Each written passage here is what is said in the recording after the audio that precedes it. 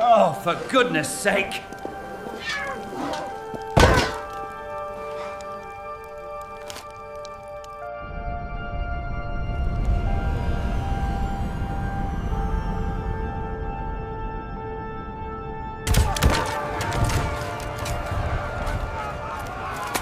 Ever wondered what life was truly like inside one of those massive medieval castles, beyond the fairy tales and the shiny Hollywood versions? Forget the romanticized halls, gleaming armor, and effortless elegance. Picture instead waking up on a rough straw mattress that had probably survived since last harvest.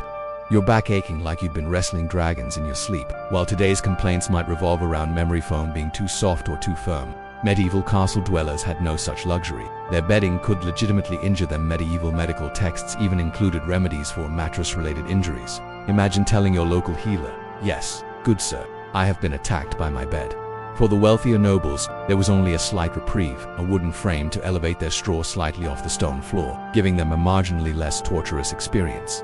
Morning didn't arrive with a gentle alarm. Instead, it came with the existential cries of a rooster or the castle's human alarm clock. A servant whose entire job was to wander the halls shouting "wakey wakey" or its medieval equivalent at dawn. This was a position guaranteed to be universally hated, and rightly so. Castles themselves were terrible at keeping warmth inside. Those thick stone walls, brilliant at repelling invaders, doubled as colossal refrigerators. Many castle residents slept in the same clothes they wore the day before, not from laziness, but from a desperate desire not to freeze to death overnight. Windows were narrow slits for archery, hardly designed to let in sunlight, meaning mornings often began in darkness. One could stub a toe on a chamber pot, if lucky enough to have one, and greet the day with expletives that would shame even the most seasoned tavern regular. After extricating yourself from that medieval torture device, the next challenge awaited personal hygiene. This concept was remarkably flexible in medieval times. A bucket of icy water, sometimes still containing chunks of ice, was the standard wake-up call. No warm showers, no thermostats, just you and your frigid nemesis. Some inventive castles attempted rudimentary water heating, pipes running near kitchen fires, but often these pipes were lead, presenting a choice between filth and slow poisoning. Soap, when it existed, was an equally strange proposition, with ash mixed with animal fat, essentially scrubbing oneself with fireplace residue. Wealthy nobles might spring for Castile soap, made with olive oil, but it was so expensive that one bar could cost as much as a sheep.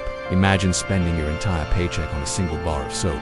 Nature's core presented its own challenges. Those narrow windows served a dual purpose: defense and impromptu toilet. Some castles had a guardrobe, a specialized structure for waste disposal, where people hung their clothes nearby, believing the stench would protect them from moths. Chamber pots were emptied directly out of windows, inspiring the phrase, "Guard low, watch out for the water," which literally meant someone was about to dump excrement out a window. Communal latrines were shared by dozens or even hundreds of castle residents, turning the morning routine into a logistical nightmare. Privacy was virtually non-existent. Even kings and queens might receive morning visitors while attending to their business, which was considered a great honor. Of course, nobles had servants to assist them, performing intimate duties from washing to managing chamber pots, a job highly sought after for the unique access it afforded. After surviving wake-up, hygiene, and an icy wash, breakfast awaited. The smell of baking bread and porridge, if it wasn't spoiled, wafted through the castle. Breakfast was a rigidly ranked affair.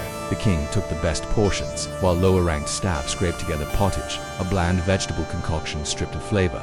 Bread doubled as plates, called trenchers, which after multiple uses would be handed to the poor. Castles lacked proper sanitation, so water was often unsafe. Fire became the staple drink, even for children, as it was safer than water. Table manners were rudimentary at best. Forks were rare. Fingers did all the work. Seating arrangements were political minefields, with proximity to the lord's signaling status. Salt, an expensive commodity, could incite duels over who sat closer to the supply. Meals often took hours, especially for noblewomen contending with intricate hairstyles and layers of clothing, ending with the delightful aroma of wood smoke, wet dog, and whatever medieval soap was available. Castle floors were covered with rushes, layers of dried grass and herbs intended to absorb filth and mask odors. These were replaced only once a year, with fresh herbs sprinkled occasionally, but underneath lay months of accumulated debris food scraps, mud, animal droppings. Animals roamed freely: dogs, cats, chickens, and sometimes livestock. Even prized falcons might relieve themselves on dining tables, eliciting little reaction. The stone walls contributed their own odors. Damp climates encouraged mold, and tapestries meant to block cold were rarely cleaned, developing their own miniature ecosystems of mildew and pests. Kitchens were a separate realm of olfactory assault. Food waste, smoke, and constant cooking combined to create smells strong enough to knock a vulture off a garbage cart. Meat was often spoiled. masked with excessive spices. Kitchen scraps were tossed out the windows, adding to the castle's personal compost heap. Guardrobes discharged waste into moats, sometimes deterring attackers entirely. Defensive training was a daily necessity. Castle walls were massive, sometimes 20 feet thick at the base, with archery slits designed for deadly accuracy.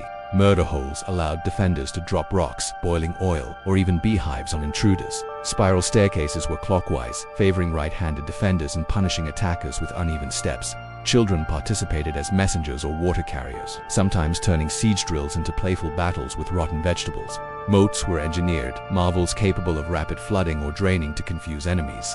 Drawbridge operators held a single critical duty: don't screw up, fail, and soldiers or livestock might be trapped, creating chaos.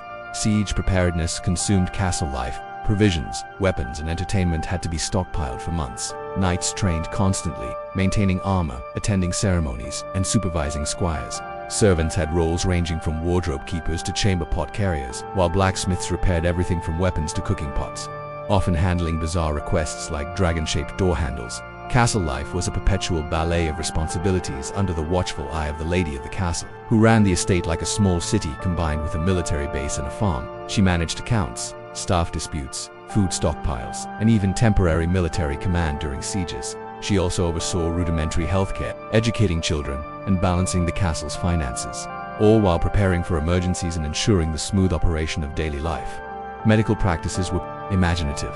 Fevers could be treated with powdered emeralds or crushed human skulls. Migraines by strapping a chicken to the patient's head. Surgery lacked anesthesia, so one got drunk before procedures. Bloodletting was a cure-all, while remedies included dragon's blood, unicorn horn, mummy powder, and herbs with some unintended antibiotic effect. Wine and honey mixtures occasionally worked, but mostly it was sheer faith guiding the treatments. Dental care was brutal. Extraction, or lead fillings, ensuring knights didn't suffer from toothache mid-battle. As night fell, castles transformed into realms of shadow and superstition. Candles were expensive, so darkness dominated. Ghosts were taken seriously, and some castles had formal reporting protocols for apparitions. Guards patrolled alone with torches, often convincing themselves that shadows, tapestries, or armor pieces were supernatural threats. Nighttime anxieties included nocturnal creatures like bats and mice, and the occasional overzealous knight attacking his own reflection. Dungeons were grim, rarely filled with chains and torture devices as Hollywood suggests. They were cold, cramped, and damp. Inmates had to provide their own sustenance, pay for rat removal, and sometimes shared cells with dozens of rodents. Nobles might bring personal servants, while the most common inmates were debtors, imprisoned for amounts as trivial as a haircut. Escape attempts were few, medieval communities were small, and everyone knew everyone. Dungeon keepers acted like underpaid hotel managers, handling grievances from pillows to room assignments, while some entrepreneurial prisoners sold tours or souvenirs from their cells. As day broke, the cycle began anew. Castle inhabitants, from the highest tower to the lowest dungeon, prepared for another day of medieval chaos. Life in a castle was a mix of grueling labor, intricate hierarchy, ingenious defense, sensory overload, and dark humor. It was far from the glamorous life depicted in films. Every roar of a rooster, clatter of armor, clink of utensils, and groan from an icy bath, from the kitchens to the battlements, was a reminder that survival in a medieval castle required resilience, wit, and a remarkable tolerance for filth, cold, and chaos. Yet, in this tumultuous environment, people laughed, feasted, trained, and lived, leaving behind a legacy far richer and far stranger than any storybook could ever capture.